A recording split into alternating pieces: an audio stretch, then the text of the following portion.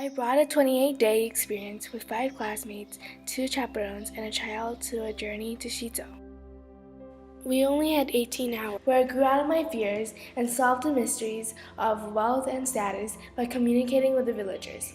My interest in this topic was because I thought wealth and status would lead to happiness because many people were happy from external rewards. So before coming to Shito, I learned it was not the case. So I decided to change directions and I asked myself, why did people value wealth and status? What was my definition of wealth? In order to determine the changes over time about my thoughts of wealth and status, one must consider before the inquiry project sessions, during the inquiry project sessions, and after the inquiry project sessions. Before those 18 hours, as a city girl, a girl who lived in the bubble, believed that there were many wealthy citizens living in Suzhou, and thought the economy was like Shanghai, where there's a huge wealth gap. My definition of wealth and status was something to be honored by and determined by your job and the amount of money you have. I thought that wealth and status is something to be important to have and other people would respect and admire you.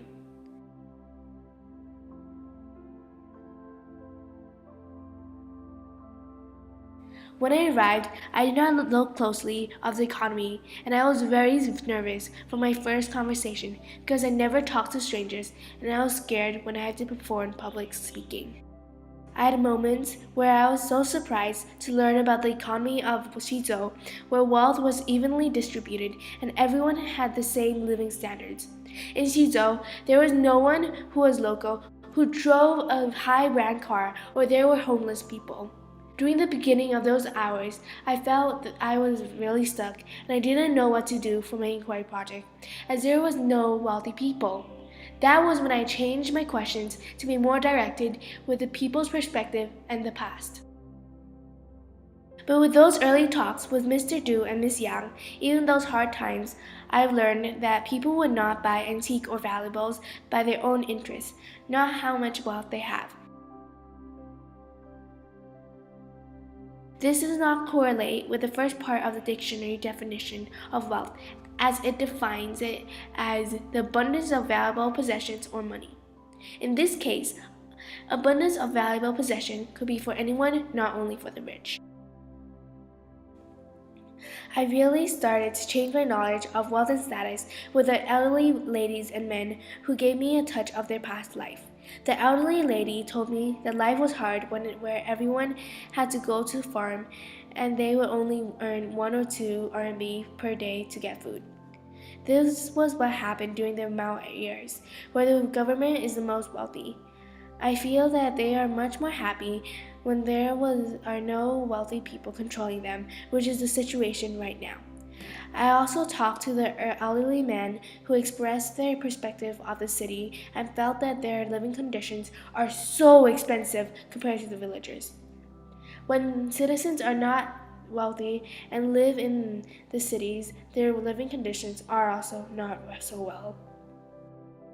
I also met Mr. Chu, who was the manager of the coffee shop and believed that life is much more than wealth, and we only need objects to survive, like food, shelter, water, and more.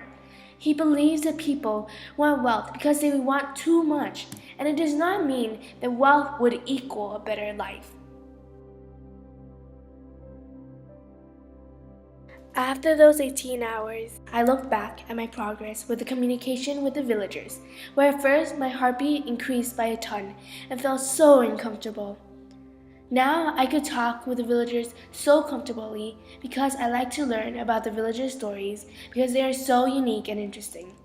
I also learned because of the lack of wealth gap and the same living condition is the reason why Chizhou villagers are so nice and open, including why it is called Chizhou. Chizhou, translated in English, is called the happy town. And the reason behind it is that they do not have prejudice against richer family and vice versa. They are all in a big family. I have never seen or experienced a village that spreads kindness in so much heart and has changed me in all ways. I do not want to define wealth and status in one sentence because wealth and status should not be anyone's end goal. Instead, they should strive to be a better person and catch their own dreams.